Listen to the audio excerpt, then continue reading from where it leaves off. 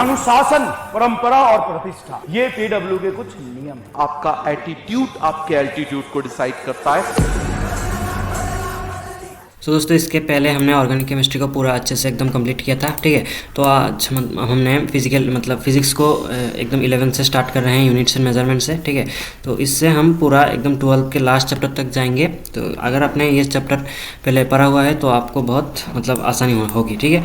तो चलिए स्टार्ट करते हैं। पहले स्टार्ट करते हैं फिजिकल क्वान्टिटी के डेफिनेशन से, ठीक है। तो डेफिनेशन आपको बताया, quantities which can be measured by an instrument and use to describe laws of physics, मतलब जिनको नापा जा सकता है उनको हम फिजिकल क्वांटिटी कहते हैं। जैसे मान लो वेट हो गया, वेट को हम नाप सकते हैं, लेंथ हो गया, ठीक है, ऐसे ही, ठीक है। और इनका टाइप्स होता है, दो टाइप्स का होता है ये।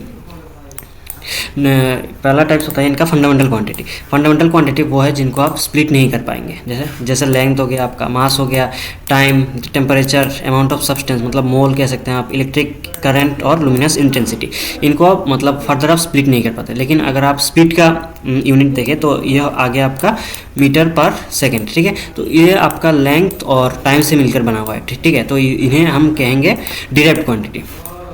तो derived quantity in 7 fundamental quantity को मिलकर बनता है। देखिए डिराइव्ड क्वांटिटी मैंने यहाँ पे बता दिया, form by combining more than one fundamental physical quantity, जैसे एरिया, वॉल्यूम, वेलोसिटी, एक्सेलरेशन, ठीक है। और 2 सप्लीमेंट्री ऐसा यूनिट्स हैं, रेडियन और स्टेरेडियन।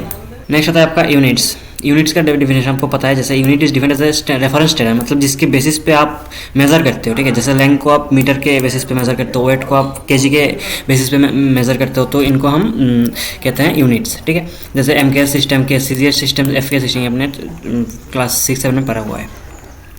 नेक्स्ट होता है डायमेंशनल एनालिसिस। डायमेंशनल एनालिसिस बहुत एक इंपॉर्टेंट, मतलब एमएल और टी के रेस्पेक्ट में आप जैसे एक्सप्रेस करोगे, ठीक है। जैसे मान लो फोर्स का आ गया आपका MLT-2, ठीक है।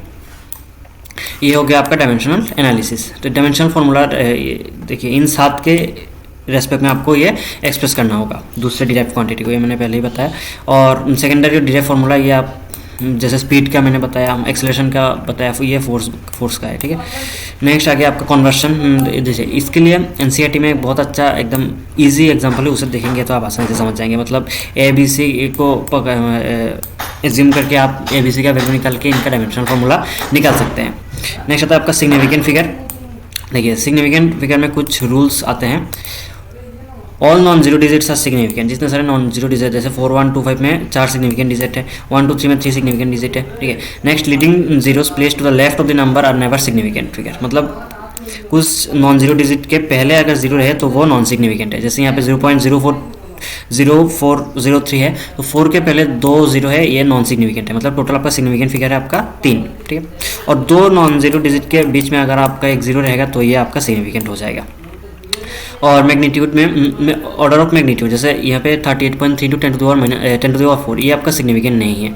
इसमें बस आपका मेन जो न्यूमेरिकल है ये आपका सिग्निफिकेंट है। जैसे यहाँ पे 3 सिग्निफिकेंट डिजिट है और कांस्टेंट तो सिग्निफिकेंट ही होगा, ठीक है। तो नेक्स्ट आता है आपका ऑर्डर ऑफ मैग्नीट्यूड। जैसे मान लो यहाँ पे आपका एवोगाड्रो नंबर, यहाँ पे 10 to the power 23 जो एक्सपोनेंट है, इसे हम x10 की पावर में जो एक्सप्रेस होता है उसे हम ऑर्डर ऑफ मैग्नीट्यूड कहते हैं। नेक्स्ट राउंडिंग आप अपने छोटे में पढ़ा होगा, अगर मतलब 5 से ज़्यादा हो, ठीक है। जैसे मान लो एक नंबर है 1.78, ठीक है। तो 8 आपका 5 से बड़ा है तो इसे आप राउंड ऑफ करके 1.8 लिख सकते हैं, ठीक है। और अगर 5 से छोटा है, जैसे मान लो यहाँ पे 1.73 रहता तो इसका राउंड ऑफ करके भी 1.7 ही रह जाता, ठीक है। ये सिंपल है। नेक्स्ट आता है आपका एरर का मतलब होता है कितना आपका गलती हुआ, ठीक है।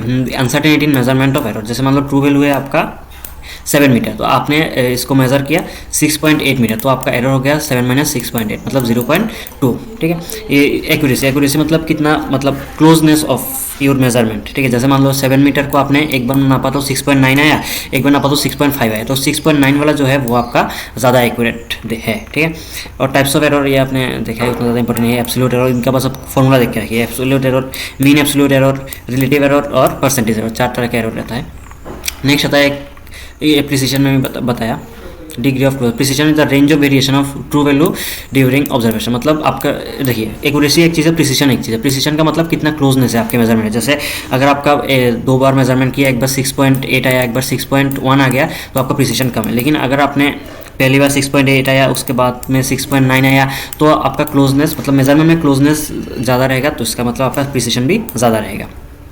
नेक्स्ट वर्नियर कैलिपर्स, इसके बाद आपको इसमें सिर्फ आपको फॉर्मूला रखने हैं, ठीक है। List count equal to 1 main scale division minus 1 vernier scale division, ठीक है। और टोटल रीडिंग इसका यह वाला है, इसका मेन फॉर्मूला, इसको आप रट के रखिए। Main scale reading plus vernier coincidence into list count, ठीक है। और 0 एरर आप निकालना आसानी से जानते हैं। वर्नियर कैलिपर और एक है आपका स्क्रू गेज। स्क्रू गेज में भी सेम है, इसमें लिस्ट काउंट है आपका pitch divided by total number of division. देखिए इन दोनों में आपका लिस्ट काउंट और आपका रीडिंग निकलना आना चाहिए, ठीक है। और n equal to number of circular division that coincides with the reference line. जैसे मान लो यहाँ पे ये वाला यहाँ पे जो दिख रहा है ये मेन लाइन के साथ कोइंसिडेंस करा है, तो ये हो गया आपका n। और लिस्ट काउंट तो मैंने बताया। और एक आता है पॉजिटिव 0 एरर और एक आता है नेगेटिव 0 एरर। यह अभी इजी है, आप देख लेना।